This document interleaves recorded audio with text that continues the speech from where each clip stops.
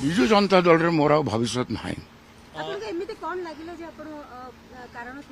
ଦେଖ ମୁଁ କହିଦେଉଛି, ବହୁତ ଦିନ ହେଲାଣି ମୁଁ ଭୈରବ ପାଣ୍ଡିଆନଙ୍କ ବିରୁଦ୍ଧରେ ବହୁତ କିଛି କହିଲେଣି। ସିଏ ହେଉଛନ୍ତି ହାରିବାର କାରଣ, ସିଏ ହେଉଛନ୍ତି ନବୀନ ବାବୁଙ୍କର ସରକାରକୁ ଆସୁଥିବା ସରକାରକୁ ଅଟକେଇ ଦେଲେ ସେଇ ଭକ୍ତ। ସେ ବିଷୟରେ ବହୁତ କଥା କହିଦେଇଛି।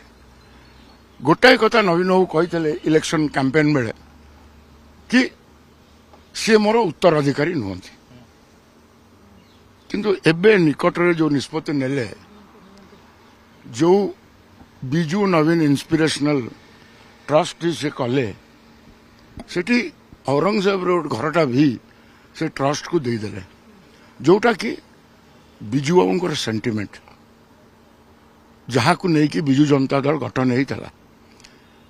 ସିଏ ତାଙ୍କ ବାପାଙ୍କ ଘର, ତାକୁ ଦେଇଦେଲେ ଟ୍ରଷ୍ଟକୁ। ଟ୍ରଷ୍ଟର ମାଲିକ ହେଉଛନ୍ତି ଭିକେ ପାଣ୍ଡିଆନ, ଆଉ ଜଣେ ଅପରିଚିତ ଓଡ଼ିଶାର ଲୋକ ସନ୍ତୃପ୍ତ ମିଶ୍ର ଏବଂ ଜଣେ ସିନିୟର ଆଡଭୋକେଟ୍। ଏମାନେ କ'ଣ ବିଜୁ ଜନତା ଦଳ ଲିଗେସିକୁ ଆଗକୁ ନେବେ?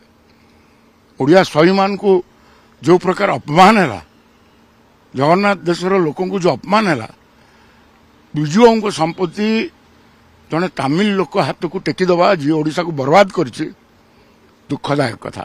ତେଣୁ ସେ ଦଳରେ ମୁଁ ଆଉ ରହିପାରିବିନି।